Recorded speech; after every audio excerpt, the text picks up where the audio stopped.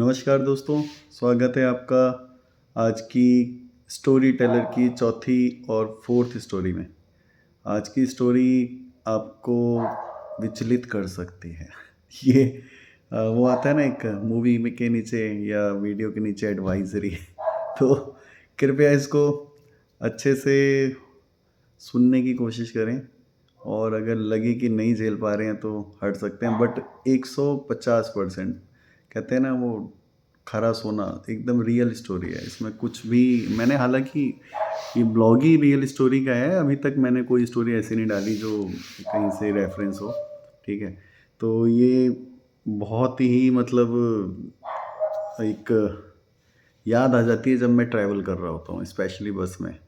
तो बात है 2016 या 17, हिमाचल हिमाचल में सेंज एक जगह है, आपने सुना होगा।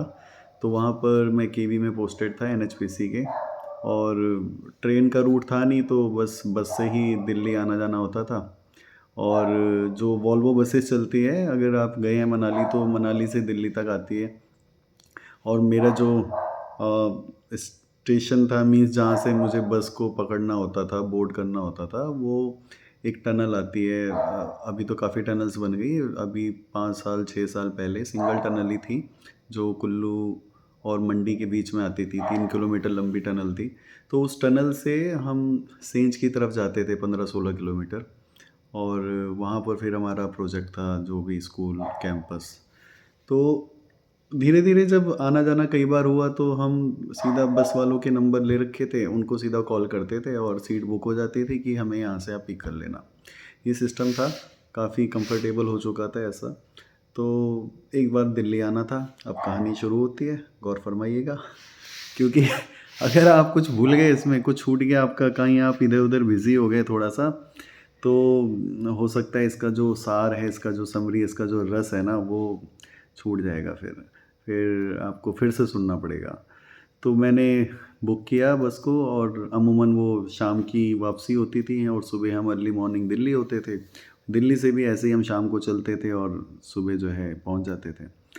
तो मैं अपना सेंज से उस हाईवे तक पहुंचा जहां मुझे वो बस लेनी थी। और सीट नंबर ऐसे ही 4-5 बताया था मुझे उसने, कंडक्टर ने। और जब वो चला मनाली से, तो उसने मुझे बोला कि आप निकल लो वहाँ से। फिर मैं बस के थ्रू या टैक्सी करके हम आते थे हाईवे तक। अब मैं आया, बस मेरे सामने आ चुकी है, थोड़ी देर वेट करते थे हम, आ जाती थी बस। और जैसे ही बस आई तो मैं बस की तरफ लपका और चढ़ा बस में।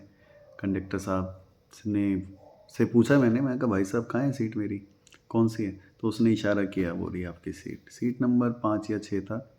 और मैं जब सीट घुसते ही 5-6 नंबर तो बहुत ही पास होता है, तो मुझे एंटर होते ही दिखा कि खिड़की की साइड में एक मोहतरमा खिड़की में अपने सर की टेक लगाए शीशे से, और एक नींद की आगोश में थी।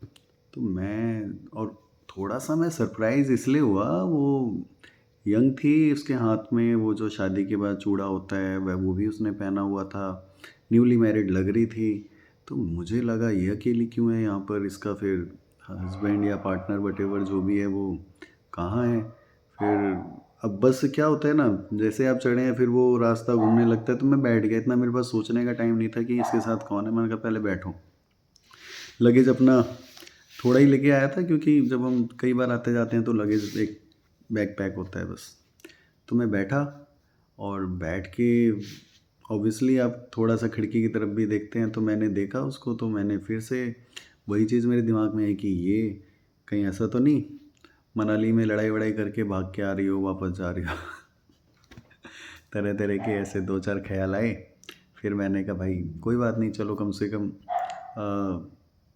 एक ऐसा आप को पैसेंजर एक्सपेक्ट करते हैं सफ़र में जो कम से कम जिससे आप ज़रूरत पड़ने पे बात कर सकें, जो लगे कि हाँ चलो कंफर्टेबल है। कोई ऐसा नहीं जो 1-2 बार मुझे बेवड़े भी मिले भाई, क्या बताऊँ बेवड़ों की कहानी। जैसे ही मेरी तरफ मुँह करें तो भपका। तो ऐसी ही स्थितियों से गुजरने के बाद हम उम्मीद करते हैं कि कोई ऐसा को पैसेंजर हो जो एटलीस्ट डिसेंट हो। ठीक है, यही सोच के मैं बैठा था और फिर वो जो सेंध से मंडी का जो 40 किलोमीटर का पैच आता है वो बहुत ही ज़्यादा घुमावदार रास्ता है। तो वहीं पर आपको जो सबसे ज़्यादा चांस है वॉमिट के वो मतलब हो सकते हैं। और मैं भी हल्का-सा धीरे-धीरे यूज़्ड टू तो हो गया था, लेकिन फिर भी मुझे एक लाइट सा, माइल्ड सा आ रहा था। बट फ़िलहाल मैंने कुछ रेमेडीज़ ले रखी थी, जैसे वो टूथपेस्ट थोड़ा-सा ले लो या कोई च्युइंग गम थोड़ा-सा, ऐसे करते-करते मैं ठीक था। लेकिन थोड़ी देर बाद मेरी हरकत पे नज़र पड़ी। मैंने कहा, ये मोहतरमा आप जाग रही हैं लगता है नींद से। वो जगी और उसने मेरी तरफ देखा। मैंने कहा, हाँ, पूछिए, कुछ सवाल पूछना था उन्हें। तो मतलब लाइक नज़र आई कांटेक्ट होते ही उन्होंने कहा कि आ गया, मंडी आ गया। मैंने कहा, नहीं मैडम, मंडी तो आने वाला है, अभी तो है 25-30 किलोमीटर। Okay okay. अगेन उसने फिर अपना खिड़की पे सर लगाया और वो फिर लेट गई। फिर थोड़ी देर बाद जगी, फिर उसको थोड़ा-सा घूम रहा है। मुझे लगा कि अब इसको कुछ होने वाला है। अब मैं भी थोड़ा उसी माहौल से गुज़र रहा था, तो मैं उसकी क्या हेल्प करता। लेकिन फिर भी मैंने सोचा कुछ कंडक्टर से कुछ इसको लेके, वो आता है ना एक वॉमिट करने का बैग देते हैं, वो कंडक्टर और ड्राइवर के पास होता है। तो मैंने सोचा कंडक्टर से कि लेके दे देता हूँ। लेकिन जब तक मैं सोचता, जब तक मैं कंडक्टर को बुलाता, उसने थोड़ी-सी अंगड़ाई लेते हुए, अंगड़ाई कम थी, एक उलझन ज़्यादा थी। उस उलझन में उस वॉमिट के आने का एक आगमन भी प्रतीत हो रहा था। तो मैं सोच रहा था कि शीशा बंद है, इसके पास कोई कैरी बैग भी नहीं दिख रहा है मुझे, ये कहीं पूरी सीट बर्बाद ना कर दे। और फिर मुझे तो वहाँ पूरी रात बितानी थी। फिर आप अंदाज़ा लगा सकते हैं वो कैसा असहनीय वातावरण हो सकता था। इसी कश्मकश में मैं कंडक्टर को सोच रहा हूँ और फिर मैंने उसको बुलाया। मैंने कहा, भाई कुछ दे इनको, मैडम को कुछ हो रहा है लग रहा है मुझे। तो मैडम ने मुझे बोला, नहीं नहीं सर, इट्स ओके। मैंने कहा, इट्स ओके कहाँ, यहाँ तो कुछ बहुत बड़ा भूचाल आने वाला है, ऐसा प्रतीत हो रहा है। कंडक्टर ने भी मुझे बोला कि नहीं नहीं है इनके पास। मैंने कहा, चलो फिर तो इनके पास है, रखा होगा इन्होंने कैरी बैग वैरी बैग, कुछ तो होगा ही। सभी रखते हैं जिनको ऐसा हो सकता है। अब मामला जब गले से ऊपर आ ही गया तो क्या कर सकते हैं। फिर उन्होंने अपने उस अ, पदार्थ को अपने मुंह में संभाला और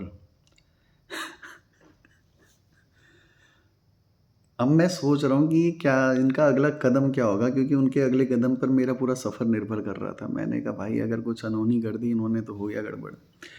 राइट साइड में जो हैंड रेस्ट होता है वहाँ पर उनकी शॉल से ढका हुआ एक कैरी बैग था। मुझे लगा ये वहाँ से कुछ ले रही है। और जैसे ही उसने वो कैरी बैग निकाला, वो ट्रांसपेरेंट कैरी बैग जिसमें वो वॉमिट करने जा रही थी, वो आप यकीन नहीं करेंगे, वो ऑलरेडी आधे से ज़्यादा भरा हुआ था। अब अब आप अंदाज़ा लगा लो भैया, वो जो उसके अंदर के जो मटेरियल तैर रहे थे, उसके मुझे साक्षात दर्शन हो गए। वो चावल, वो दाल मुझे बोल रहे थे, बता रहे थे कि भाई साहब। मैंने कहा, मैडम, उस कैरी बैग के हल्का सा खोलते ही जो वातावरण था, उसमें जो सुगंध फैली, आय हाय! हे भगवान! मतलब मेरा मतलब मुँह जो सामने था मैंने किया इधर लेफ़्ट कॉरिडोर की तरफ। और मैंने कहा, भाई जो हो रहा है होने दो, कुछ नहीं कर सकते, पड़े रहो। और कोई सीट खाली नहीं थी कि मैं इधर-उधर जाके बैठ जाता। अब उन्होंने जो भी अपना कार्यक्रम किया, निपटाया, बाहर आया मामला और उन्होंने एज़ इट इज़ उसको नॉट लगाया और दोबारा वहीं टाँग दिया। अब ये मैं समझ गया कि मुझे खिड़की की तरफ नहीं देखना है। मैंने बहुत चाहते हुए खिड़की की तरफ नहीं देखा। मन घूम रहा था लेकिन मैंने नहीं देखा। मैं कहा, भाई ना, ना। खिड़की का देखने का मतलब उसी पदार्थ के दोबारा दर्शन करना असहनीय, असंभव।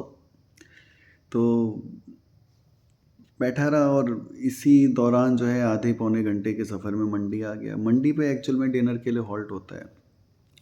तो होता था उस बस का, जनरली होता था, मंडी में कई रेस्टोरेंट थे, रोड ब्रॉड था तो वहीं पे होता था। अब बस रुकी, कंडक्टर ने आवाज़ लगाई, आइए जी, जिसको डिनर, ब्रेकफ़ास्ट, वो डिनर और ये वॉशरूम जाना है अपना सब वो लो भैया।